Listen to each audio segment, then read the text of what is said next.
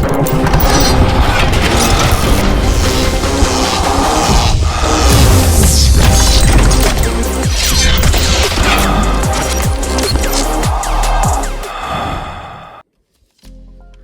everyone, GasMass360 here, and we made it just in time for another video. Now guys, I gotta talk about this. This is gonna be a Book of Boba Fett centered video. So spoilers for Book of Boba Fett, if you're not caught up. If you are caught up or you don't care, here we go. So, the Book of Boba Fett Episode 5 just dropped, and as I've already said before, I am a fan of the series. I think it's, at least so far, I don't think it's as good as The Mandalorian Season 1 and 2. And this episode kind of makes my point. Episode 5 of the Book of Boba Fett was really good. However, it was good for different reasons. It's almost like it's almost like they put out an episode of Mandalorian Season 3 instead of another episode of Book of Boba Fett.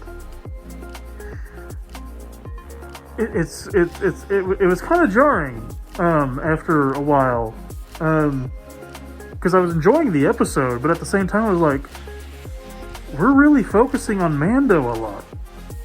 Like, this is just a Mando episode.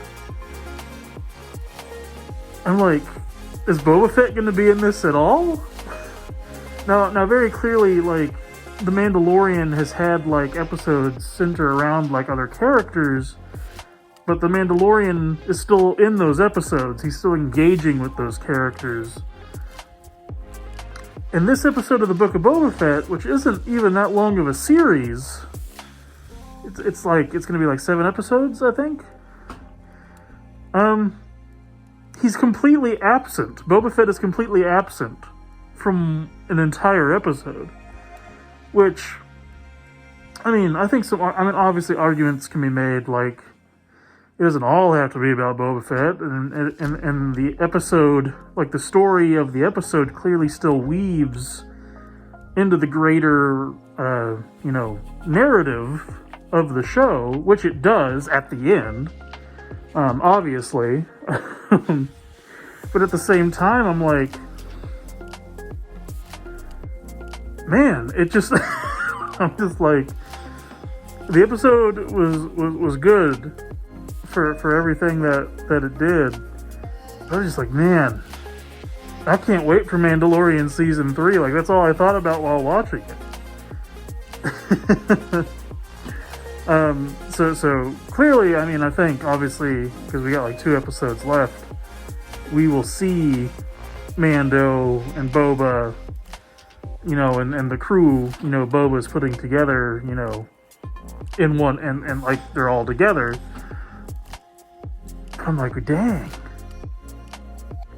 I feel like it might have been to the show's, like, to the Book of Boba Fett's detriment a little bit that, a lot of people are going to say, like, arguably its best episode doesn't have Boba Fett in it. Is ironically the one episode that doesn't have Boba in it. I'm just like, well, I can't really argue against that. I thought episode 4 of the book, last episode, I thought that was the best episode of the Book of Boba Fett we had gotten. Just overall, because it finally kind of provided us more with a solid motivation for why Boba Fett is doing what he's doing, as well as, potentially allowing us to focus more on the present day story of the show, as opposed to all the flashbacks, which I did personally like. But at the same time, it's like, we don't have a whole lot of time left with the show, so if we're going to do anything moving forward, we better get started. And then here comes episode 5, obviously towards the later half, and I'm like, I'm not going to call it filler. It's not filler because it serves a very important purpose. But at the same time, it feels like it's way more setup for Mandalorian Season 3 than just, oh, well, now Mando's on Tatooine for a reason, and he can help out Boba Fett with his problem. And that's how it ties in. So, it's just fascinating. Really enjoyed the episode, though. Getting to see what Mando's been up to since we left him last, and him trying to find the remaining Mandalorians of his old set, and getting to see him use the dark saber and try and get used to using it. Interesting that maybe it's just something with the dark saber itself, but I've never really known a lightsaber to kind of have, weight behind it. Like it's like a broadsword or something. I guess Kylo Ren's in the sequel trilogy kind of looked like it had weight behind it, but at the same time, like, that was a very kind of like obviously aggressively put together lightsaber that was unstable and everything like that. But at the same time, I'm just like, just new stuff they're kind of introducing there, and also them kind of doubling down on like, oh, well, if someone gets the dark saber and is unworthy, our race is doomed, and they kind of try to play that off of how it worked in Rebels, with Bo-Katan, and how she received the dark saber originally, and kind of the confusion there some people had in Mando Season 2, where they seemingly like kind of invented, oh, you have to win it in combat, you can't just get it.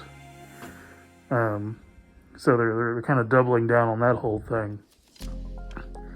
And then Mando revealing to his old Mandalorian friends that, yeah, I took my helmet off, and then he gets kicked out of the clubhouse. And so, which I think is a good setup for him to like potentially join Boba Fett's house that he's putting together on Tatooine.